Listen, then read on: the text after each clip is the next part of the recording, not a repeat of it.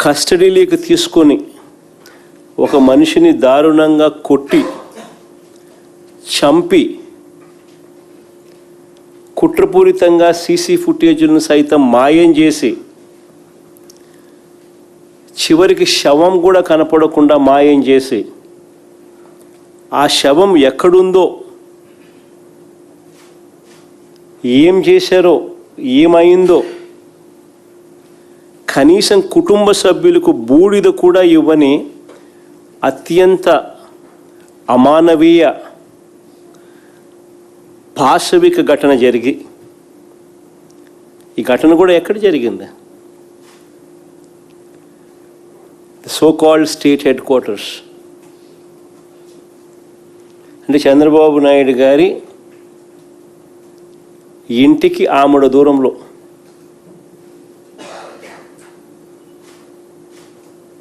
రాష్ట్ర ప్రజలందరూ కూడా నివ్వెరపోయే ఘటన. ఇవి ఒక్కొక్కటిగా కూడా బయటికి వస్తూ ఉంటే ఆంధ్రప్రదేశ్లో ఇలాంటివి జరగడం ఏమిటి అని చెప్పి చంద్రబాబు నాయుడు గారిని ఎవరూ కూడా నిలదీయకూడదట.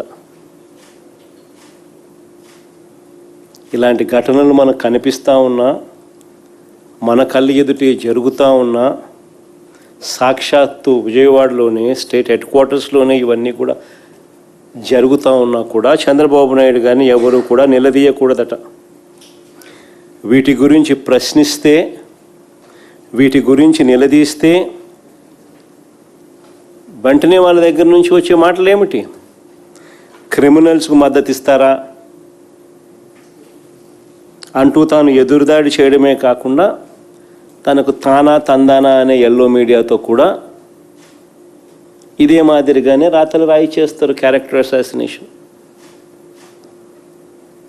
జరిగిన ఘటనలో అమానవీయంగా ఒక వ్యక్తిని పోలీస్ కస్టడీలో తీసుకోవడం, కొట్టడం, చంపడం, కుట్రపూరితంగా సీసీ ఫుటేజ్ను మాయం చేయడం, చివరికి శవం కూడా మాయం చేసిన పరిస్థితి. చివరికి ఆ తల్లికి కనీసం బూడిద కూడా ఇవ్వని అత్యంత అమానవీయ పరిస్థితుల మధ్య. దాని గురించి ఎవరు మాట్లాడరు. The so called yellow media. తానా తందానా అని చంద్రబాబు నాయుడుకు భజన చేస్తూ ఉన్న వీళ్ళు మాట్లాడే మాటలు ఏమిటి? రౌడీ షీటర్కు మీరు సపోర్ట్ చేస్తారా అని ఇలాంటి మాటలు.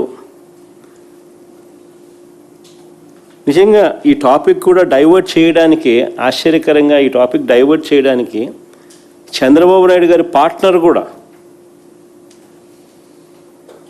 ఆయన కూడా ఒక సైడ్ క్యారెక్టర్ మాదిరిగానే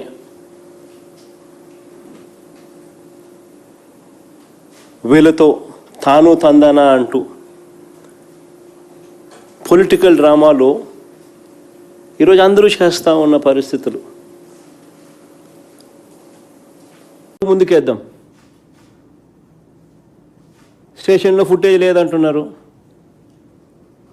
కొన్ని విజయవాడ నగరంలోని బస్టాండు, విజయవాడ నగరంలోని రైల్వే స్టేషన్లు, విజయవాడ నగరంలోని రోడ్ జంక్షన్సు, విజయవాడ నగరంలోని పబ్లిక్ ప్లేసులు, వీటిలో ఉన్న వీడియో ఫుటేజ్ ఏమైంది? వీటిలో ఉన్న కెమెరాల ద్వారా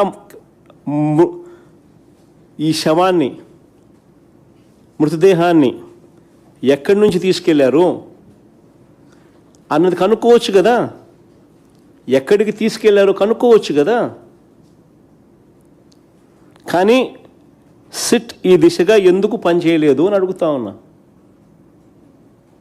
ఆ మృతదేహాన్ని ఎక్కడికి తీసుకెళ్లారు అనేది ఈ కెమెరాల ద్వారా కూడా కనుక్కోవచ్చు కదా. ఎందుకు సెట్ ఈ దిశగా అడుగులు వేయలేదని అడుగుతా ఉన్నా. మేట్రిక్స్ సిస్టమ్ క్లౌడ్ సర్వర్లలో, ఈ మేట్రిక్స్ సిస్టమ్ క్లౌడ్ సర్వర్లలో 90 రోజుల వరకు ఫుటేజ్ ఉంటుందని తెలిసిన వాటిని సిట్ ఎందుకు స్వాధీనం చేసుకోవడం లేదు అని అడుగుతా ఉన్నా.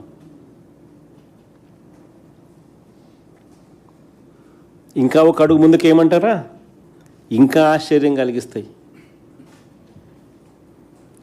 సిఐతో పాటు సంబంధిత పోలీస్ బాసులు ఫోన్లు, మెసేజ్లు, కాల్ రికార్డులు, ఎలక్ట్రానిక్ కమ్యూనికేషన్స్ ఇవి పరిశీలించే కార్యక్రమం ఎవరైనా చేయాలనా లేదా? ఎందుకు చేయలేదని అడుగుతా ఉన్నా. ఆశ్చర్యం ఏమిటో తెలుసా, ఆ కానిస్టేబుల్ రిమాండ్ రిపోర్ట్లో వాళ్ళు ఫోన్లు నాగ్పూర్లో అమ్మినారంట.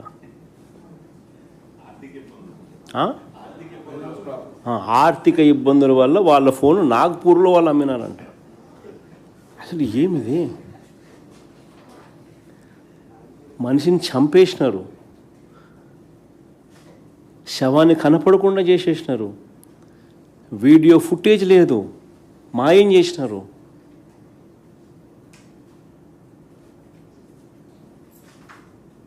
ఫోన్లు నాగ్పూర్లో అమ్మినారంట. నిజంగా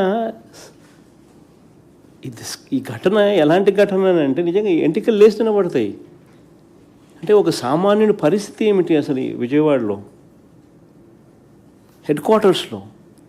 ఇది మాదిరిగా సామాన్యుని పరిస్థితి హెడ్ క్వార్టర్స్లోనే ఈ మాదిరిగా ఉంటే ఇంకా రాష్ట్రంలో ఇంకా మారుమూల ప్రాంతాల్లో పరిస్థితి ఎలా ఉంది? హ్యూమన్ రైట్స్ అనేటికి ఎక్కడన్నా వాల్యూ ఉందా?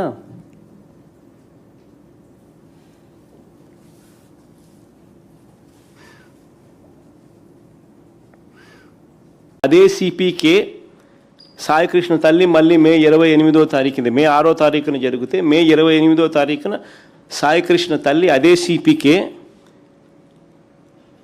అర్జీ పెట్టుకుంటే, ఇవన్నీ కూడా డౌట్స్ రేస్ చేస్తూ అర్జీ పెట్టుకుంటే కూడా సిపి పట్టించుకునే పరిస్థితి లేదు.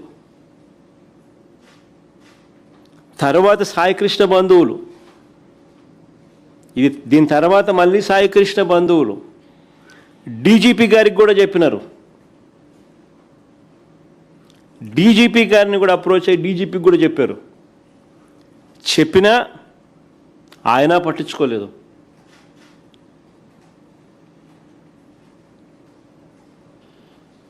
మరి రాష్ట్రంలో వ్యవస్థలు కుప్పకూలిపోయాయి అని చెప్పడానికి ఇవన్నీ నిదర్శనాలు కావా? సిఐని సిపి కాపాడుతాడు,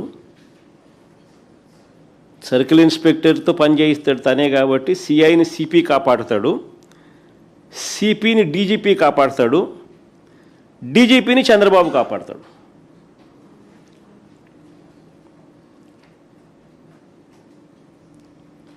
ఇవన్నీ రాష్ట్రంలో కనిపిస్తూ ఉన్నా,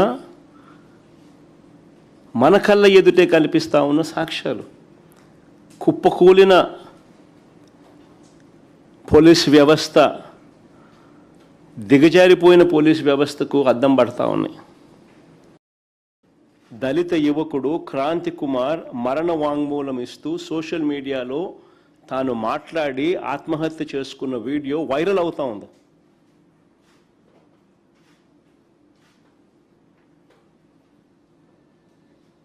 అయినా తన చావుకు కారణం, ఆ వీడియోలో తను మాట్లాడుతూ, క్రాంతి కుమార్ మాట్లాడుతూ, ఆ పిల్లాడు మాట్లాడుతూ తన చావుకు కారణం ఇదే పోలీస్ స్టేషన్, ఇదే సిఐ పేరు చెప్పి మరణ వాంగ్మూలం ఇస్తూ తను ఆత్మహత్య చేసుకుని ఆ వీడియో వైరల్ అవుతా ఉన్నా కూడా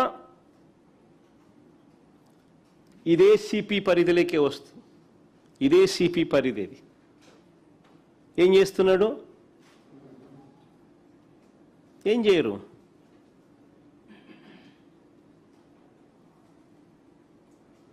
డీజీపీ ఏం చేస్తా ఉన్నాడు? ఏం చేయడు.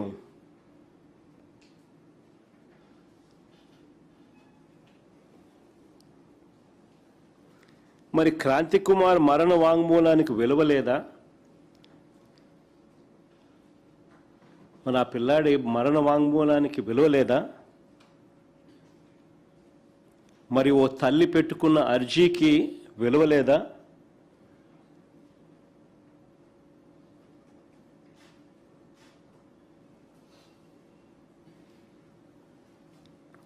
తన కొడుకు కోసం సాయికృష్ణ తల్లి వేదన పడుతూ రోజు పోలీస్ స్టేషన్ల చుట్టూ తిరుగుతూ అర్జీలు పెట్టుకున్న దానికి విలువ లేదు. ఓ యంగ్స్టర్ చనిపోతూ ఆత్మహత్య చేసుకుంటూ మరణ వాంగ్మూలం ఇచ్చి సోషల్ మీడియాలో వైరల్ అయినా కూడా ఆ మరణ వాంగ్మూలానికి విలువ లేదు.